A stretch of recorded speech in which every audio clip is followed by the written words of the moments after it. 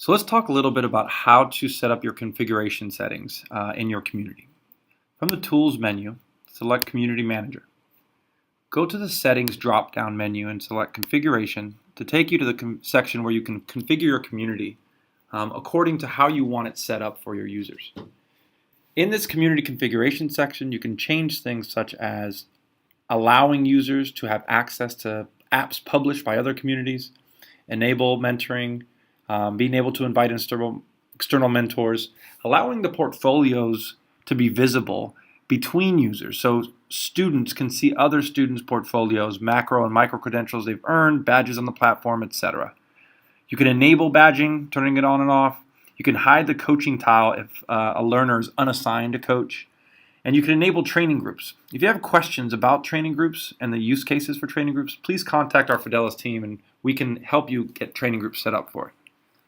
Enabling the Info tab is just a functionality for coaches to be able to change demographic information on a student's info tab from the Sherpa tool in the LRM.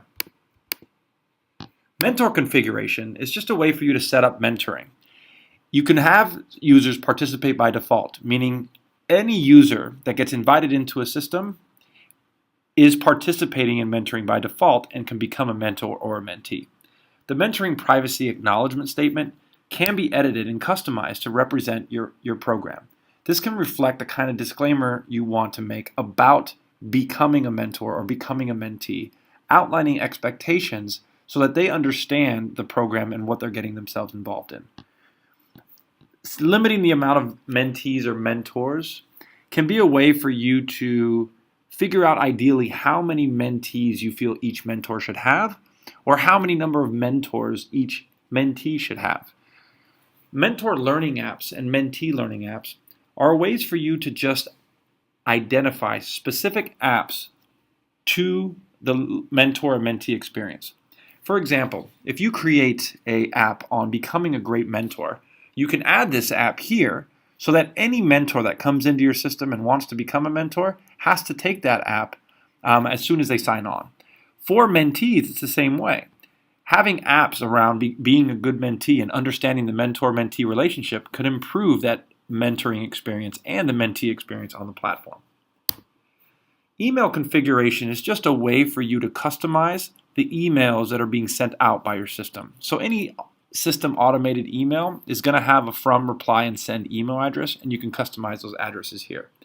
For SMTP configuration, please have your tech team contact our tech team directly so we can walk you through to talk about the value of this functionality.